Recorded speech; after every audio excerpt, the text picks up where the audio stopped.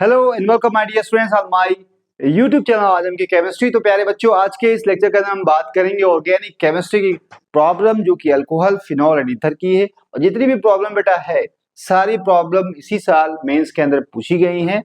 तो हम लोग एक एक करके क्वेश्चन करेंगे और यहाँ पे कॉन्सेप्ट भी सीखेंगे, ट्रिक भी सीखेंगे, ताकि इस तरह के प्रश्न या इस पैटर्न पे प्रश्न अगर एग्जाम में आते हैं तो आप उसको अच्छे से कर सके, किसी भी तरह का डाउट आपको ना रहे। चलिए हम लोग पहले क्वेश्चन से अपनी शुरुआत करते हैं। यहाँ पे जो पूछा गया, what amount of bromine will be required to convert 2 gram of phenol into 2,4,6 tribromophenol.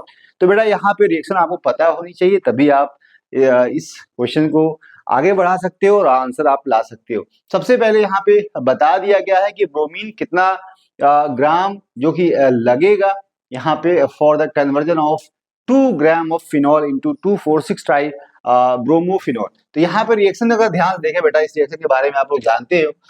यहाँ पे सबसे पहले यहाँ पे देखें तो यहाँ पे आपको पता है कि जो फिनॉल है, फिनॉल जब भी रिएक्शन Br2 के साथ करता है तो यहाँ पे ट्राइब्रोमोफिनॉल बनाता है। तो यहाँ पे 1 मोल इस्तेमाल तो करना नहीं पड़ेगा। यहाँ पे देखें जो फिनॉल है, यहाँ पे Br आ जाएगा, यहाँ Br आ जाएगा और यहाँ पे Br आ जाएगा। तो हम इसको बोल सकते हैं ना, यहाँ पे कहा भी गया है कि फिनॉल से आपको यहाँ पे बनाना है क्या, 2 4 यहाँ पे 6, यहाँ पे इसको 1 मान लीजिए, इसको 2 3 4 5 और यहाँ पे 6। तो 2 4 और 6 ट्राइब्रोमो, इसको फिनॉल कह सकते हैं। ठीक है, ये इसका अब ये जो प्रोडक्ट बना है ना, सबसे पहले कि यहाँ पे ब्रोमीन कितना मोल यूज होगा, तो यहाँ पे 3 मोल यूज होगा, तभी ये प्रोडक्ट बन सकता है, क्योंकि ट्राइब्रोमो एक्सेस में ब्रोमीन यूज करना पड़ेगा।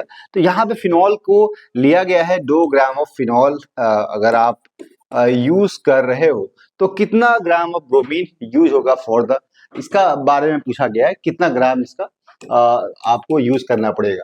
तो सबसे पहले मोल्स निकाल लेते हैं फिनॉल के, जहां से रिएक्शन स्टार्ट हो रही है।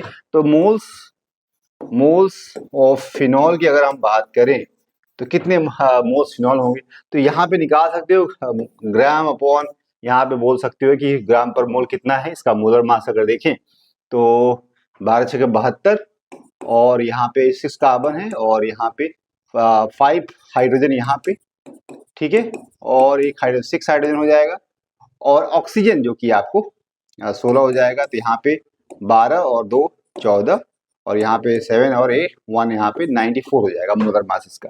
तो 94 करेंगे बेटा तो यहाँ पे 0.021 ग्राम आएगा, जो कि यहाँ पे सॉरी मोल्स आएगा, ये मोल्स आ जाएंगे इसके। अब यहाँ पे एक बात ध्यान देनी है कि ये तो मोल्स ऑफ फिनॉल निकल के आ गए, लेकिन मोल्स ऑफ ब्रोमीन कितने होंगे, तो यहाँ पे 3 से मल्टीप्लाई कर देंगे तो बेटा आपको यहाँ पे मोल्स ऑफ ब्रोमीन निकल के आएगा तकरीबन 0.06, यहाँ पे 064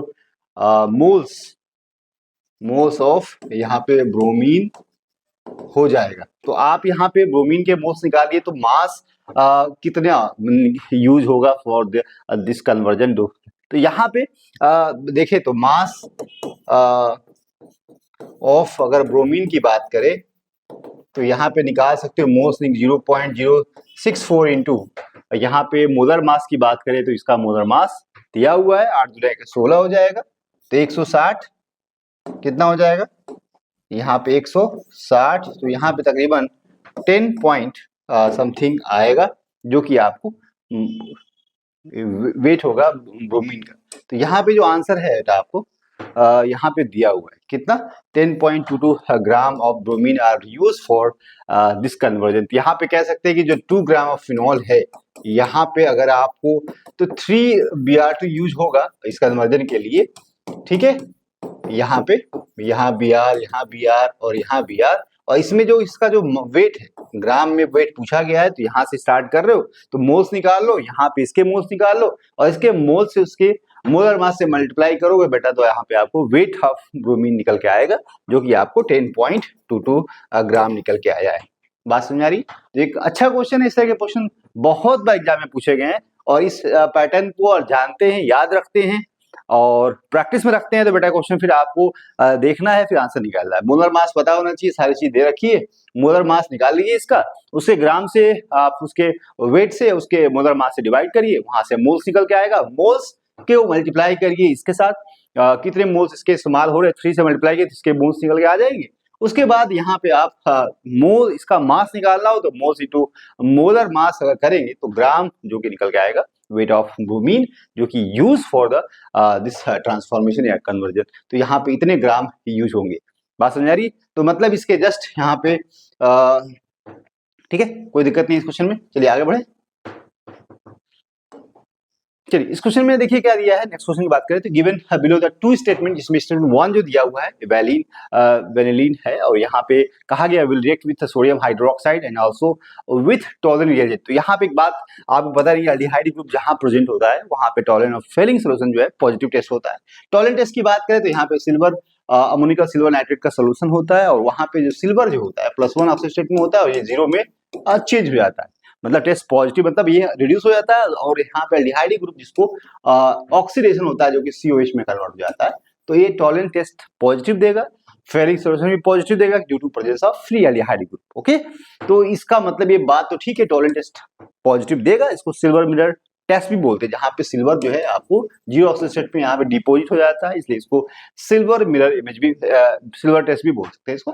तो स्टेटमेंट यहाँ पे अगर सॉल्वेबिलिटी की बात करें, सोडियम हाइड्रोक्साइड में डिसॉल्व हो जाएगा, रिएक्ट हो जाएगा, बिल्कुल हो जाएगा। सोडियम हाइड्रोक्साइड स्ट्रॉन्ग बेस है, और यहाँ पे बेटा जो हाइड्रोजन है इसका जो नेचर है कैसा है, एसिडिक है, और एसिडिक होने की वजह से ये आसानी से अब्स्ट्रैक्ट करेगा, और कह सकते हैं कि सोडियम हाइड्रोक्साइड के साथ रिएक्शन बहुत आसानी से कर जाएगा।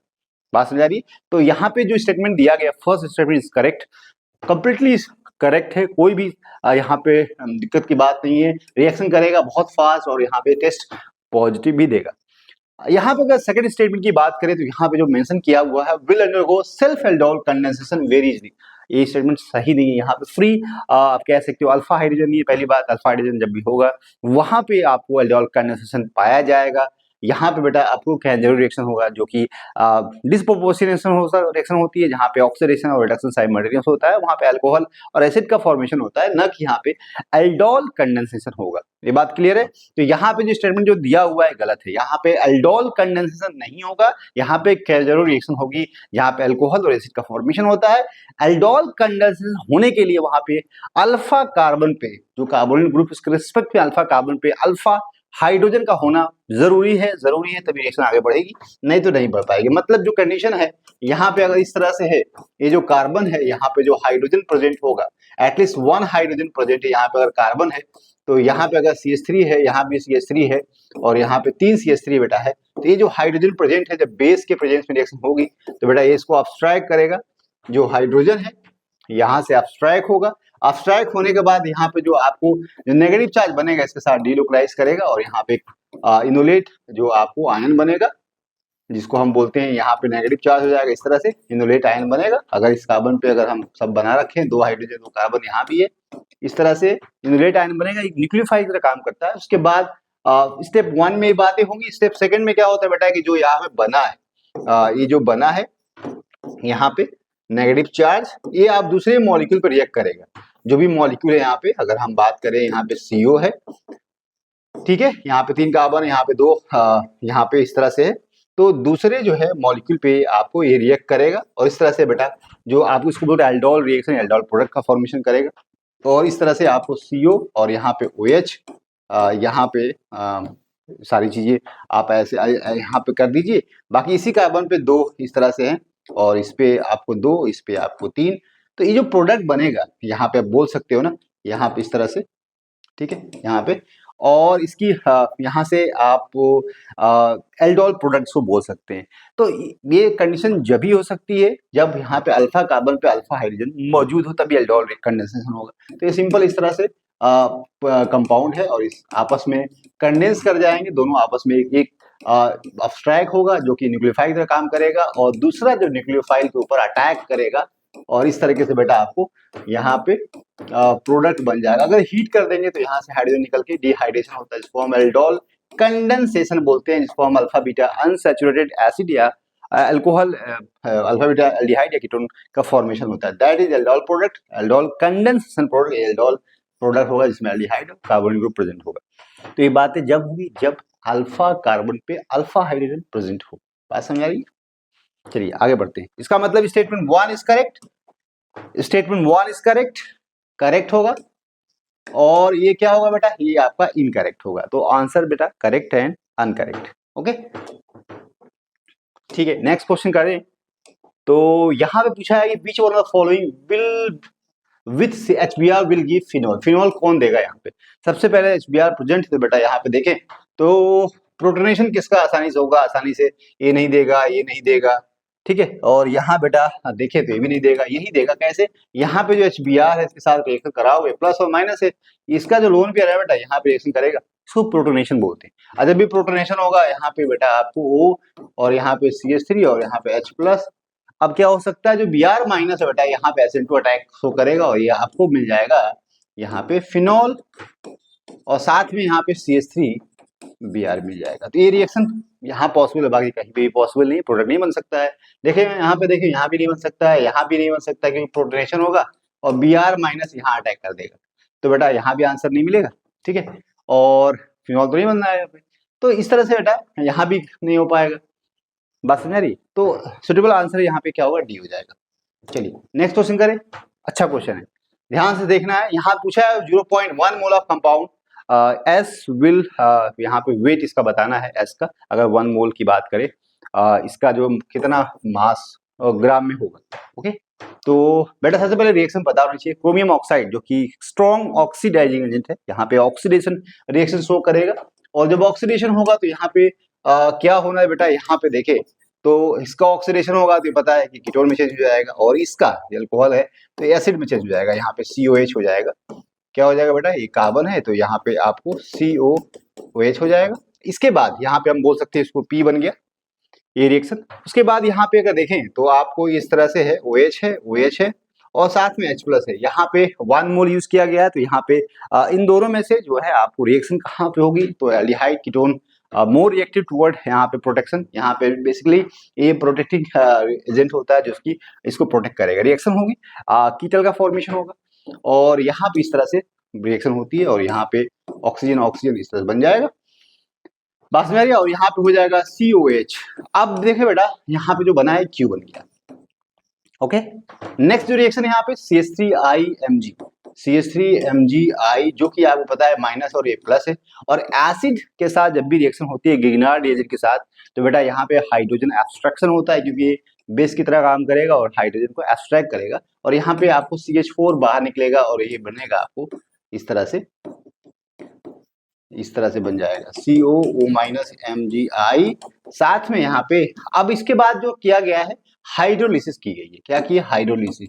तो हाइड्रो जो लिसिस होगी बेटा ना, तो ये वाला जो पार्ट भी चेंज हो जाएगा और यहाँ पे अच्छा आ जाएगा दोबारा, तो प्रोडक्ट जो मिलेगा आपको इस तरह से